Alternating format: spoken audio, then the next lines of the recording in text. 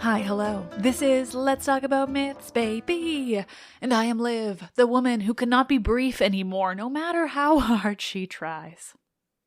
Well, yeah, we're back in Euripides' Iphigenia at Aulis, because as much as I imagined it could be only 2 episodes, obviously I was wrong. Very wrong. I mean, it's Euripides. His characters are so interesting, so complex. It's such a fascinating look at these characters that we know so well, and kind of turning them on their heads and playing with their personalities. I love it, clearly.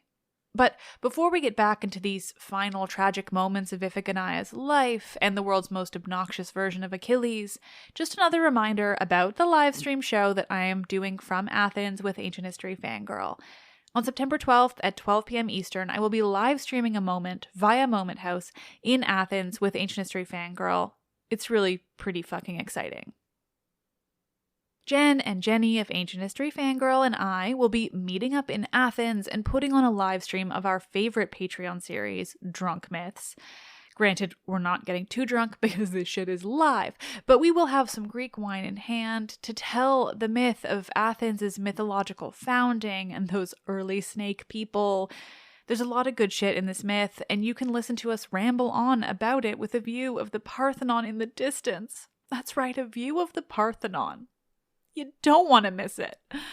Tickets start at just $15 with the option for a smaller, more interactive Q&A session after the fact, where we will be both at our tipsiest and we will be ready to answer any and all of your burning questions about mythology, podcast, Athens. It's going to be seriously fun. Go to momenthouse.com/letstalkaboutmythsbaby for tickets. That is momenthouse.com/letstalkaboutmythsbaby, or click the link in this episode's description. I hope to see you all there. So, Iphigenia, the woman who really has barely been in this play because it's too busy focusing on her shit father, Agamemnon. Where were we then? Agamemnon has flip-flopped like a motherfucker, is the overarching plot point by now. The Greeks are stranded in Aulis, the place where they gathered in order to set out in their 1,000 ships to Troy in search of war. Paris and Helen have eloped, or something to that effect, and Menelaus is pissed. Agamemnon loves a good war, so he jumps at the chance to help his brother redeem himself, bring back his wife, and kill everyone associated with Paris and the Trojans. It's a totally reasonable response and not at all ridiculous. Kind of like all of the recent wars being fought. They became stranded at Aulis because Agamemnon fucked with Artemis, though he hasn't told the audience that. They just know it. Artemis has taken away the winds, those things very necessary to sailing in the ancient world. They have oars, yes, but humans don't have the power to bring themselves across the whole Mediterranean without the winds helping them out. The Greeks' prophet, Calchas, has said that the only way for them to get the winds back, to appease Artemis, is for Agamemnon to sacrifice his eldest daughter, Iphigenia. Here's where things get tricky. Agamemnon says he never actually wanted to do this, but he agreed to help his brother, Menelaus. His brother says he absolutely wanted to do this because he was so psyched to be leading the Greeks to war with Troy. Frankly, I believe Menelaus. Agamemnon, though, says he tried to take it back. He sent a messenger to tell Clytemnestra and Iphigenia not to come, to turn back, but they'd arrived before the messenger could even set out. So, I mean, honestly, Agamemnon, who do you think you're convincing? Poor Iphigenia and Clytemnestra are there, believing Iphigenia is going to marry Achilles, the best of the Greeks. The best of the Greeks, who is absolutely an entitled brat in this play, and I am here for it.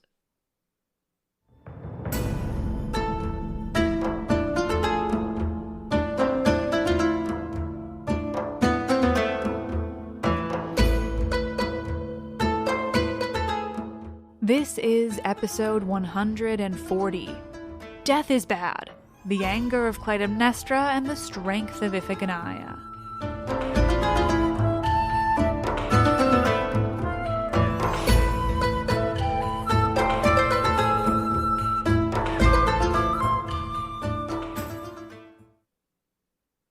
have just met Achilles. He enters the stage, likely the only person there besides the chorus of women. He speaks to them, asking where he can find Agamemnon, but he's really just putting on a show. He airs all his many grievances, both petty and otherwise, before he is met by our girl Clytemnestra, the queen of Mycenae, who has just, very bluntly, told Agamemnon to fuck off. Okay, she didn't tell him to fuck off, but she straight up did deny his request that she go home and leave Iphigenia's marriage to him alone, so she's badass. Clytemnestra greets Achilles, saying she could hear his little speech from inside and came to meet him. His response is, well, very Achilles. Quote, "I am struck with awe. Who is this woman I see, in every way most stunningly beautiful to my eyes?" What an enormous dork. Clytemnestra introduces herself, though Achilles questions why she is there, surrounded by so many Greek soldiers. He tries to leave, worried about speaking with a woman. You know how that can be. Okay, fine. It's that it's not customary for men to speak to women like that, I guess. Regardless, he tries to leave, and Clytemnestra stops him. "Take my hand," she says, "as a blessing to start the marriage." "What are you talking about?" Achilles responds. "I can't touch a woman's hand. The horror." It's fine, Clytemnestra reassures him. "You can touch my hand because you're about to marry my daughter." This is when shit really starts blowing up for fucking Agamemnon. Because, well, Achilles' response is to ask what marriage Clytemnestra is referring to. Quote, "I'm at a loss for words. You must be deluded." Clytemnestra can't see the deception yet. She trusts there's something less nefarious. "Oh, this happens to everyone," she tells him. "You're awkward and nervous about having new in-laws." But no, that's not it, Achilles tells her. In fact, he says he's never courted her daughter and no one has mentioned a marriage to him. Nor, he says quite pointedly, quote, "No word about a marriage has come to me from Atreus' sons." At this, Clytemnestra begins to realize what's going on, but still doesn't seem to blame anyone. She doesn't seem to see any harm in the deception beyond the deception itself. In fact, at this point, she's just embarrassed by the misunderstanding.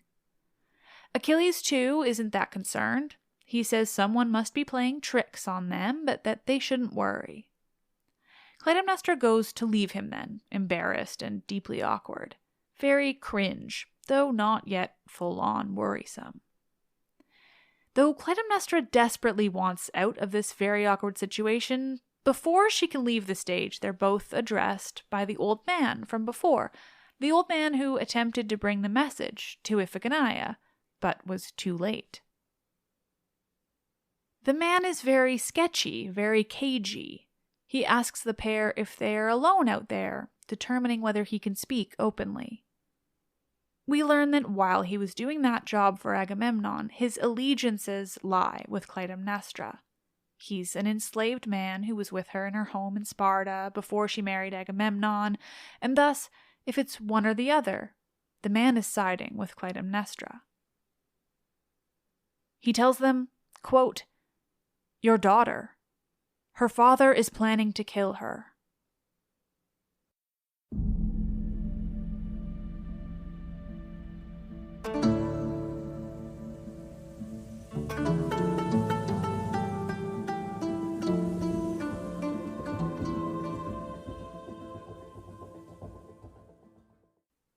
So, finally, Clytemnestra knows, though she can't quite wrap her head around it just yet.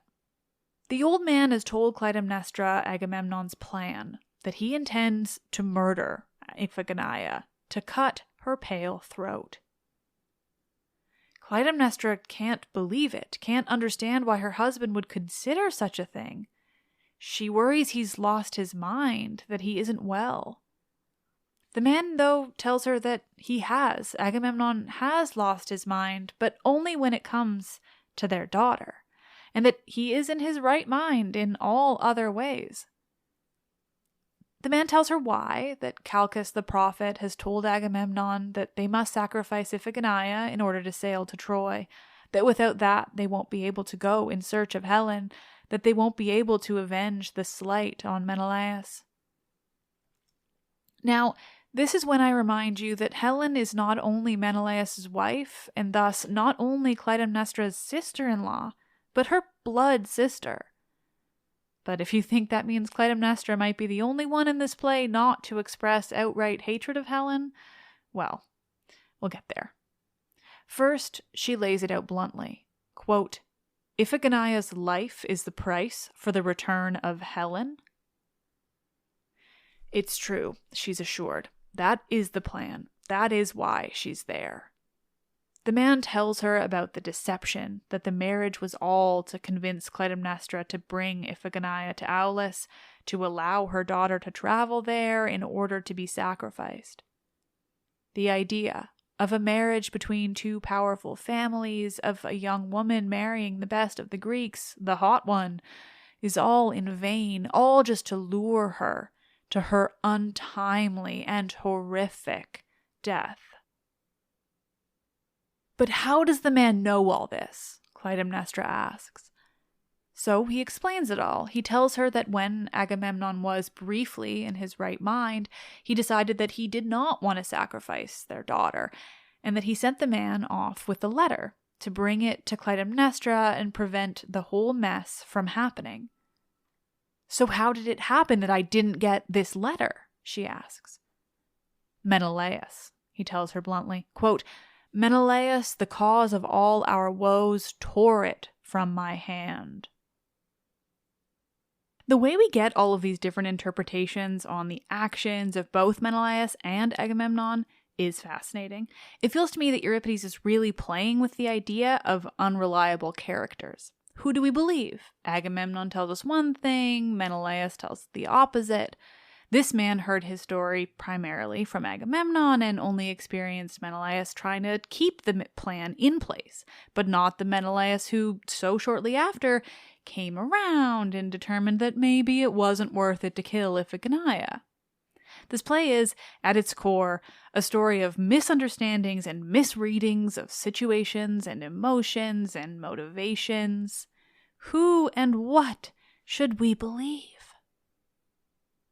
For now, though, Achilles is back in the conversation.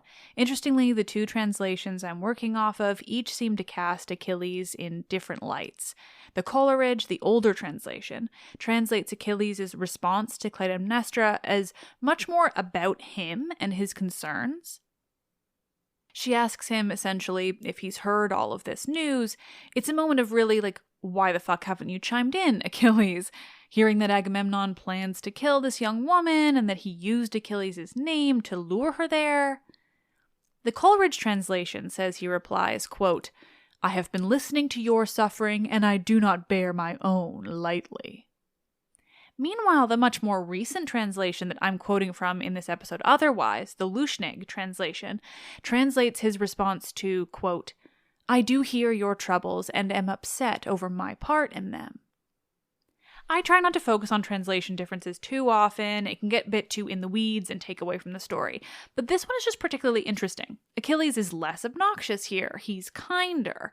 This translation feels to me like he is really owning up to his part, even if it was just his name being used. Regardless of the version of Achilles being presented in each translation, his response to Clytemnestra's cries that her daughter will be killed after being tricked by the marriage to him is to place the blame squarely on Agamemnon and note that it won't be taken lightly. A not-so-subtle nod to the more famous instance of these men placing blame on each other and in relation to a young woman, no less. A similar thing will happen 9 years into the Trojan War when Agamemnon steals a woman that Achilles believes he rightfully stole. But that won't be for some time, chronologically. Still, Euripides clearly wants us to make that connection and to see the origins of their contentious relationship. Achilles never was a fan of Agamemnon, and for good reason.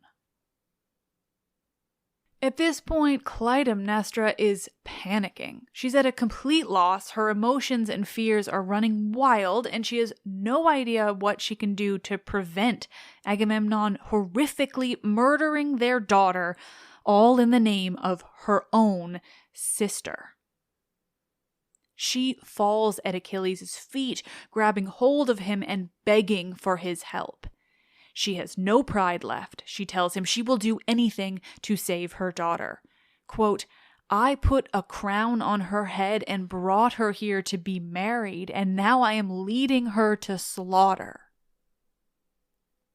Clytemnestra reminds Achilles that while this may not have been his idea, his plan, his name is associated with what is happening. He will have some of the blame for a young woman sacrificed when she believed she was going to be married. He won't get out of this unharmed. With this speech, the anger coursing through Clytemnestra, the blame for her husband, Euripides is reminding us and the audience of yet another famous moment with these characters. Clytemnestra's murder of Agamemnon after the war. This is the moment she changes. This is the line that Agamemnon crossed that will have the woman spending the next 10 years plotting his murder. Her hatred of her husband grows more and more with every passing day while he's gone. You can almost see the change in Clytemnestra, like a switch being flicked. I do love her murder of Agamemnon. It's just so righteous, at least as far as murders go. Before Achilles can respond to Clytemnestra's begging and her somewhat subtle threats, the chorus chimes in, quote, to give birth is terrifying. Still, it has a powerful pull all mortals share in toiling tirelessly for their children. I do appreciate a nod to those who give birth, the extra level of everything that comes with that experience. The chorus praises Clytemnestra for it. Achilles, to his credit, appreciates the horrific situation that Clytemnestra and Iphigenia are now in. He admits guilt of his own, that it's his name that will be associated with her death, even if it will be Agamemnon who commits the act. He does also really pity himself here and wish to make himself out to be the most honorable and important man around. So, it's a bit of a give and take when it comes to Achilles' personality in this play. It does still feel very Achilles. His speech begins, quote, my spirit rises up with indignation, and goes from there. All about his own character, his upbringing with Chiron, how he was taught to be uncomplicated. Sure, Achilles. He explains that when Agamemnon and Menelaus show good leadership, then he will obey them. But that when they do not, he will not. Another very obvious line being drawn to the inevitable argument between those two that will begin the Iliad and all of that mess. Most importantly, though, in all of this epic speech, and it is epic and incredibly long, is that Achilles announces very clearly, quote, your daughter was called my wife. She will not be slaughtered by her father. Then, though, it devolves. Again, it's all about Achilles. Some choice moments include that if Iphigenia is murdered so shamelessly, quote, I would be the worst man of all the Argives, I would be nothing, and Menelaus would count as a man, as if I were the son not of Peleus, but of some demon. Dude, we get it, you're worried about your image, but maybe the most important thing going on here isn't that your name would be sullied a bit, but that a young woman is about to be murdered for some good wind in a war over a woman who, at least as all of the Greeks believe, went with Paris quite willingly. Achilles vows, finally, quote, Agamemnon the king will not touch your daughter, not as far as to lay the tip of his finger on her dress. Sure, Achilles, let's see how far that vow goes. Also, if you think he's acting righteously here, even if it's a bit much about him, just wait, because the same speech once again devolves even further to the point where Achilles notes that thousands of women are looking to marry him, and that Agamemnon insulted him by not asking if he could use Achilles' name in the marriage bait to bring Iphigenia to Aulis. So much for a half-decent Achilles, right? He's making it very clear that for him, it isn't about Iphigenia's untimely death. It isn't about a father murdering his daughter for the war effort, but it's about the fact that Achilles is embarrassed by it. The fact that Agamemnon used Achilles' name without asking. Achilles even admits that if Agamemnon had asked him, he would have been totally fine with the whole thing. And for good measure, Achilles finishes his speech with, quote, "I am not a god, but to you I have appeared as if a great god, and so I will be." Nice guy.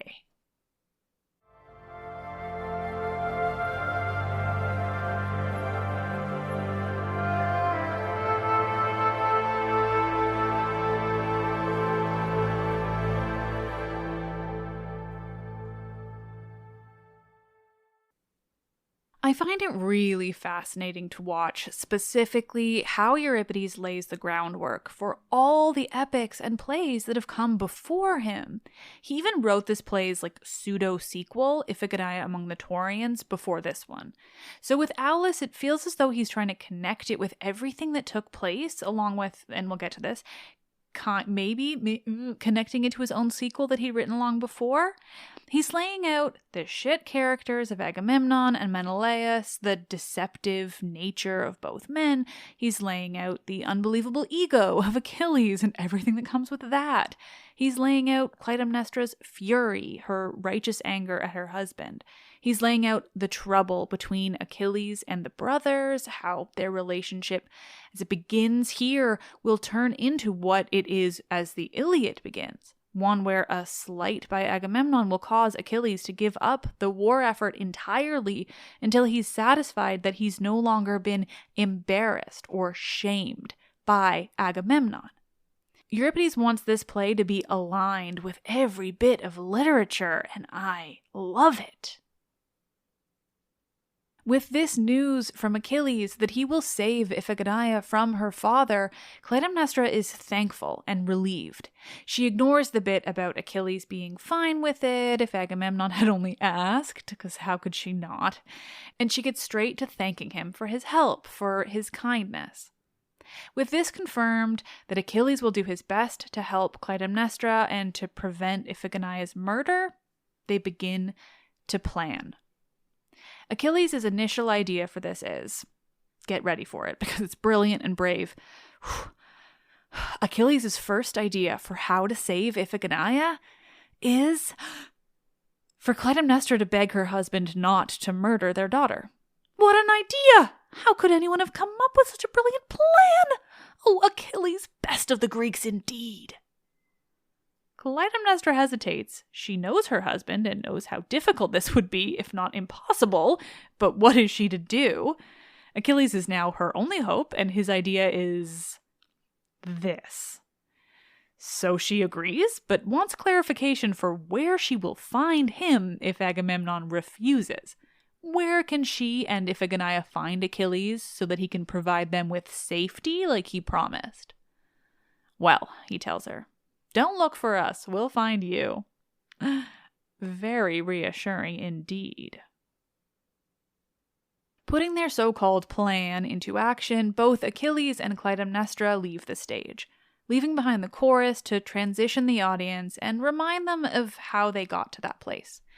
The chorus sings of Achilles' family, of his parents, Peleus and Thetis, and their wedding on the slopes of Mount Pelion, attended by all of the gods, by the muses.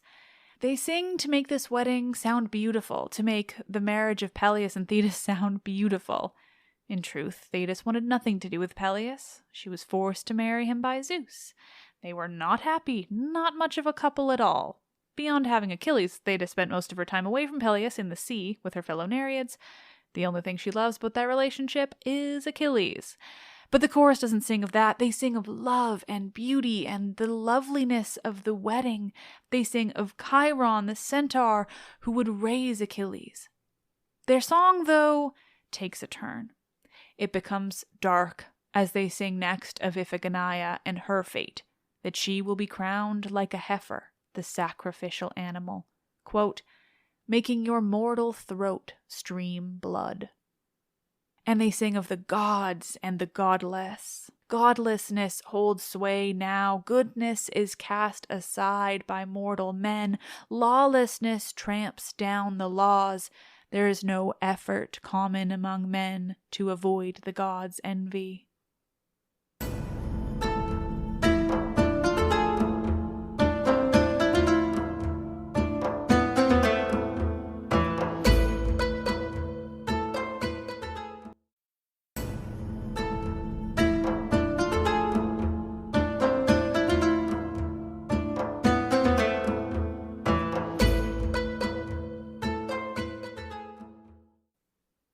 When we meet with Clytemnestra again, she is affected and emotional, but she is strong. She tells the audience that she's spoken with Iphigenia, told her daughter of her father's plan to sacrifice her, and that now, oh look, there's Agamemnon. Agamemnon greets his wife kindly, trying to get on the right side of her. He's trying once again to prevent her from attending the so-called wedding. He tells her of everything that's been prepared, all the animal sacrifices, the preparations, the customs that are just about ready for Iphigenia to marry Achilles. Clytemnestra, though, is not planning to deal with any of this. She just rushes him along, lets him spew his lies before announcing, quote, "Your words sound fine, but what are you doing?" And with that, she brings out Iphigenia, calling to their daughter where she is within the tent, where she's been throughout this whole mess. With her baby brother Orestes, she calls for Iphigenia to come outside to bring her brother. And so, finally, once more, we actually see Iphigenia on stage for only the second time in this whole play, a play that is really about these relationships, about Clytemnestra and her anger. Iphigenia comes out, greets her father, teary-eyed and holding her brother. "Why are you crying?" Agamemnon asks her kindly, asking if she's no longer glad to see her father. He has no idea. "Oh, where to start?" is Clytemnestra's response. "Where to begin with my list of woes?" Agamemnon is thrown, unsure what she's talking about, though I think we can hope he has an inkling of what's to come, that he isn't so convinced by his own lies, that he realizes she has outsmarted him and he is about to be exposed. "Will you answer my questions honestly?" Clytemnestra asks him. "Whatever I ask?" He agrees. Of course he will. Clytemnestra asks him outright, quote, "Are you planning to kill your daughter? My daughter?" Of course, he doesn't admit it, just accuses her of being suspicious. Clytemnestra, though, gives absolutely no fucks at this point, and she is not having it. "No more lies. Answer the question," she tells him. Once more, he doesn't answer directly, just says that if she asks him a more reasonable question, he's more likely to answer. Asshole. She pushes him. "No," she says, "just answer the fucking question." I like to imagine if she were speaking now, she would absolutely be adding the word fuck in as many places as possible. What else is there to do but to be furious? Agamemnon's response, quote, "Fate rules our lives. My luck has turned sour." My luck. My luck. Ours too, Clytemnestra says, referring to Iphigenia. He can't get away with making this all about him. From here, Agamemnon's bullshit crumbles. "Have I done anything to wrong you?" he asks his wife, whose response is simply, "You're really asking me that? Do you have no feelings?" This is when he knows. He knows his lies have been discovered. And what is his response? Well, as always, it is all about the man. Quote, "I am ruined. My secrets have been betrayed." Literally, his concerns are related to his own character and the fact that his horrible lies were given up by somebody else. Nothing else concerns him, which is, again, why Clytemnestra feels pretty confident in murdering the fucker when he returns from war. But for now, she wants him to shut up and listen, and she tells him as much. This is when Clytemnestra relays a bit of history, her own backstory, that we don't really have anywhere else. She wants to tell Agamemnon everything he's done to wrong her, starting from the very beginning. If you think back to my episode with Amy Hines back in March about Clytemnestra, Amy made references that I wasn't aware of, and this is it. Quote, "Against my will you married me, took me by force after killing Tantalus, my former husband, and tearing my infant son from my breast, you smashed him on the ground with violent hands." She goes on, reminding him that her own brothers, the famous twins Castor and Polydeuces, made war with Agamemnon for this, but that he was able to get out of it by supplicating himself to Clytemnestra's father, who relented and allowed Agamemnon to marry her. What a fucking horror show. Could you imagine starting a marriage like that? Just more fuel to the fire of what a horrible monster Agamemnon is, how much he deserves what she will give him after the war. Clytemnestra has now revealed that, should he still kill Iphigenia, she won't even be the first of Clytemnestra's children that he has murdered. Clytemnestra reminds Agamemnon what a good wife she's been, doing everything necessary of her and then some, making his life and home a happy place, a feat in itself, even ignoring how their life started out. She goes on, shifting to their children, to Iphigenia. If you're asked why you're killing her, what's your answer? She asks him. Do I have to answer for you? Quote, "To recover Helen from Menelaus, a fair price you will pay in trading your child for an evil woman." Still no mention from Clytemnestra that Helen is in fact her sister, but maybe for her now it doesn't really matter. If the question is her sister, who she sees as having run off to Troy with Paris in exchange for her daughter's life, the answer is clear.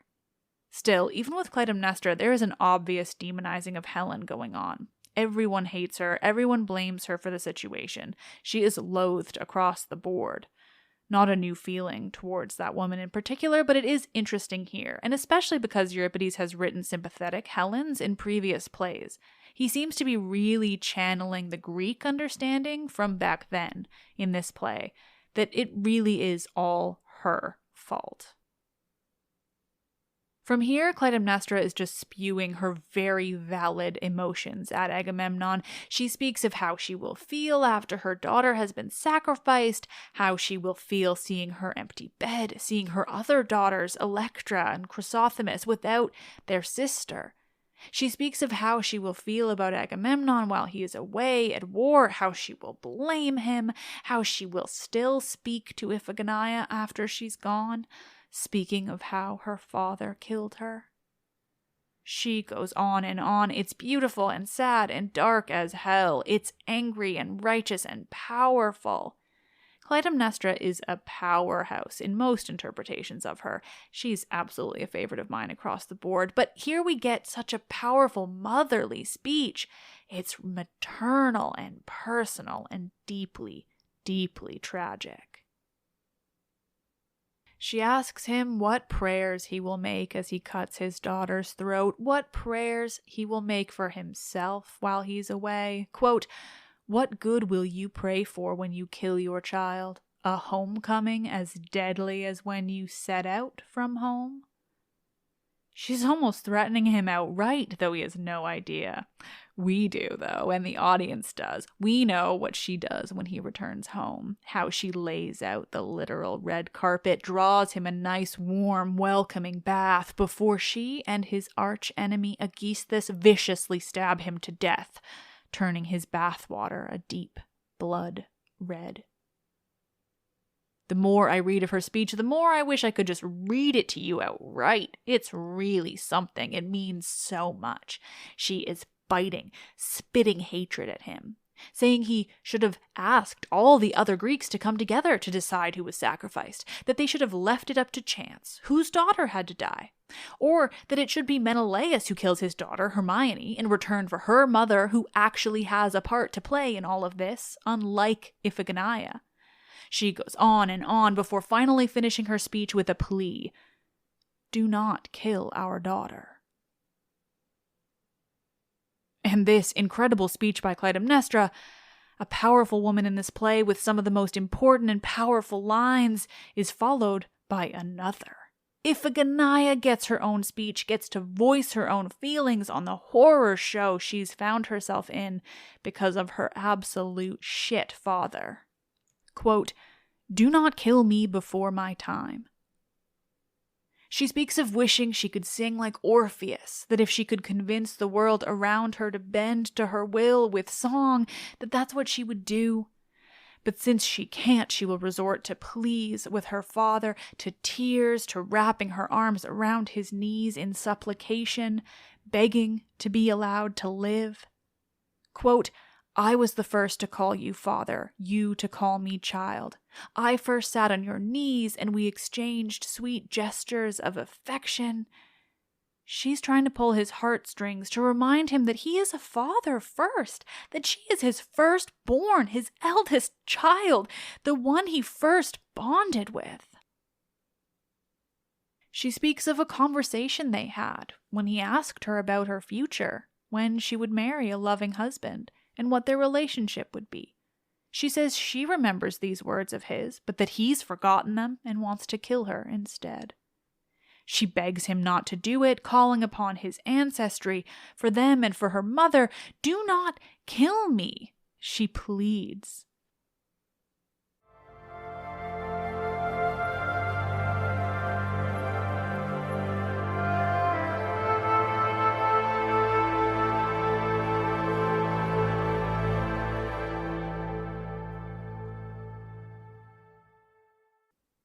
To Clytemnestra and Iphigenia's pleas for mercy, Agamemnon responds poorly.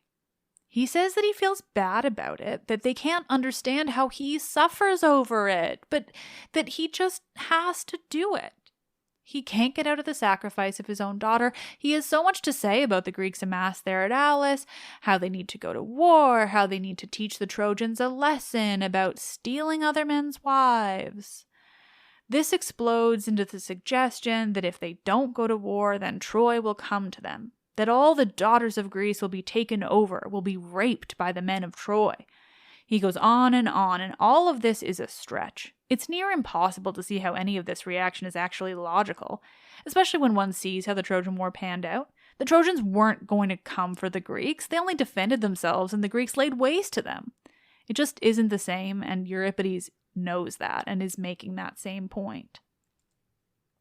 But that's what Agamemnon says. It isn't a discussion to be had. And with that, he just leaves. Iphigenia are left to lament their fate, crying out. Iphigenia speaks about her suffering, her situation, how she wished so many things had never happened so that she wouldn't be in this position, that she wished Paris had never been born at all. Finally, though, the pair see a group of men coming towards them. Iphigenia is startled, but Clytemnestra believes it's Achilles and his men. They are to save her. They are to fulfill the promise he made. In a show of womanhood and being a girl in this world, Iphigenia is horrified to see Achilles and tries to run inside to avoid him. She's embarrassed that their marriage has failed. In her fear of her own modesty, she forgets that it was never real in the first place. There is Achilles, and Clytemnestra rushes towards him for news. And, well, fuck Achilles. He says that she must be sacrificed. And when Clytemnestra asks if no one spoke out against it, he says that yes, he did, but he got into trouble for it. He says the Greeks threatened to stone him to death, which, Achilles of all people. But I suppose we're to believe him. On pressing, he tells Clytemnestra that even the Myrmidons, his own men, turned against him, and that they were the first to do so.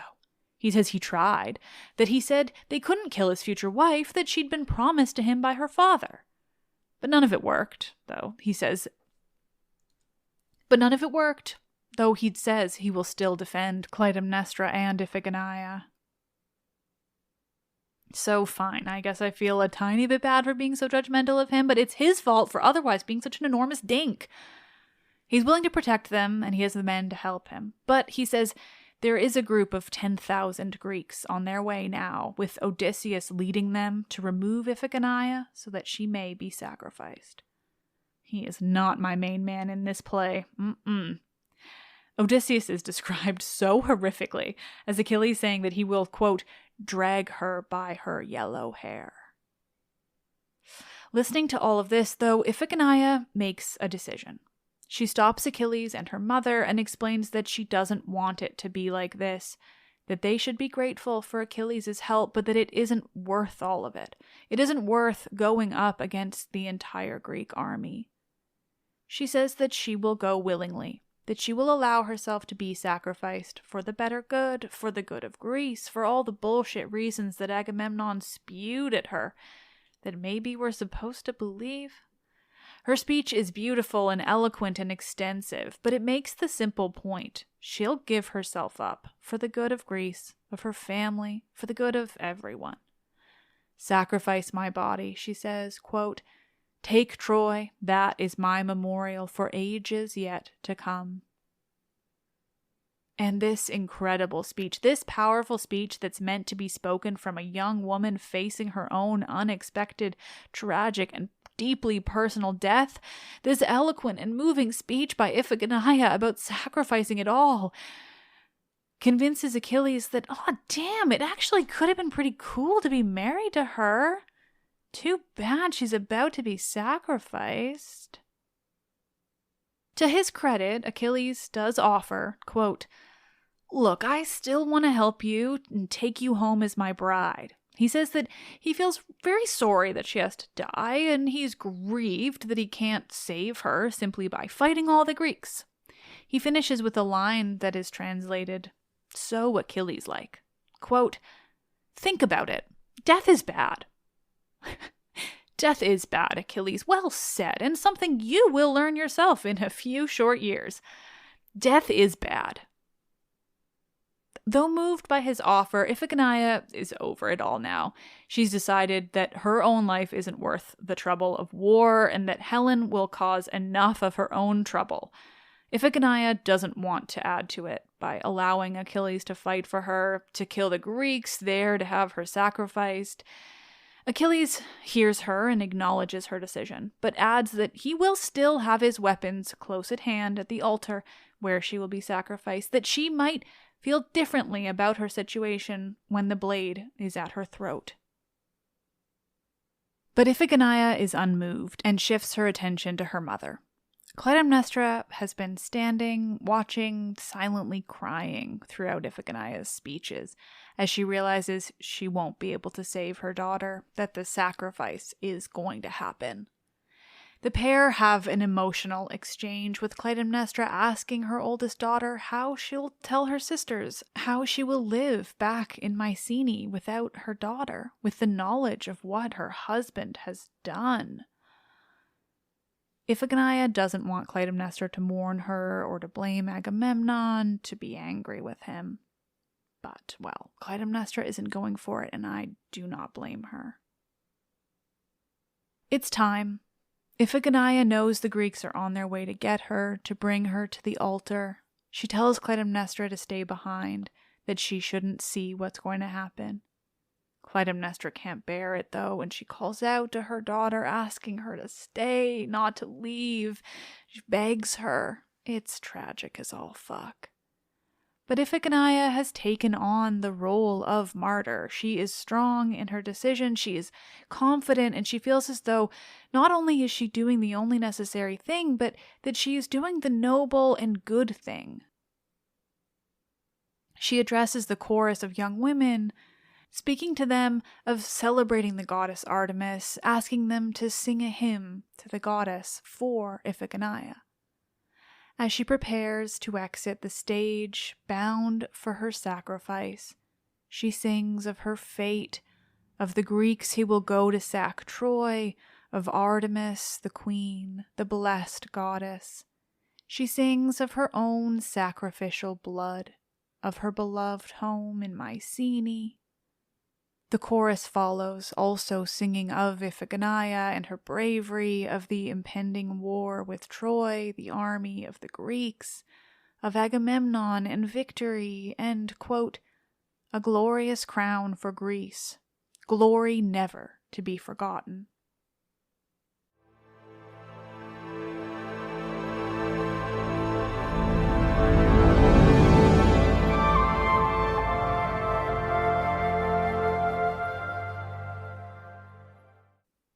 Oh, nerds. This is by far the longest episode I have ever had for this podcast, at least when it comes to the narratives that I actually write. Just turns out I have so many thoughts about this play. I really hope you've enjoyed these episodes. I found them incredibly fun to research and write. I find Euripides' plays so fascinating. I find this play so additionally fascinating for all the reasons I've mentioned throughout. It connects with so many other plays and myths in ways not many others do. You can see Euripides dropping hints and clues to past works that take place in the future for these characters. Aeschylus' incredibly famous trilogy of the return of Agamemnon, Clytemnestra's fury, the Iliad itself, all that will go down between Achilles and Agamemnon, all the mess and horror of that war. The passages towards the end of the glory of Greece, I feel, are at least in part tongue-in-cheek. Everyone would have known the Iliad to be pretty clearly anti-Greek. They don't come off well in it, even for the Greek people. And here is Euripides singing of glory. I'm so curious exactly what point he was trying to make, or was he just trying to highlight the folly in basing decisions around notions of glory and an inability to face embarrassment? Iphigenia is such an interesting character, the way she comes around to her decision and becomes a kind of bastion for this idea of a war based on the glory of the Greeks and the idea that the Trojans should be wiped off the map for something as little as a wronged husband left by his wife. Clytemnestra, meanwhile, is so strong and angry and righteous, and I just love how she stands up to her husband, tells him no unequivocally. The way you can see her mind being affected by him. You can almost see her beginning planning his fate, his murder that won't happen for another 10 years. Love Clytemnestra. What a woman faced with unspeakable horror. Of course, just these two characters alone feel so Euripides to me. Two strong women taking up the majority of the lines and stage time. Fucking badass. I mean, it's too bad the characters would have been played by men, but still, they were women when they were speaking, and that alone really means something. To me, Euripides is providing us with this background on Clytemnestra almost as a way to vindicate the Clytemnestra of Aeschylus' Agamemnon when she murders her husband. When you meet her here, you can see more of how she got to that point and how kind of understandable it all is. I mean, murder is always bad, but it feels an awful lot less bad when it's the murder of a man who's killed 2 of your children. Well, aren't I just making this 100 times longer? But fuck if it isn't all fascinating as hell. Goddamn, I love Euripides. What a cool dude. Quick reminder, because when this airs, it will be coming up fast. Please, I would love to have you at the first ever live stream of this show. Tickets are just $15. They are at momenthouse.com/Let's Talk About Myths, baby, or at the link in this episode's description. Thank you all so much for listening. I really love these episodes. I'm so thrilled to have finally read this play and brought it to you all. It is a good one. Huge thank you to Ash Strain, who helped me with research for this episode. It helped immensely. And technically, we're not done yet. I will be back tomorrow. You're all the best. I am Liv, and I really love Euripides.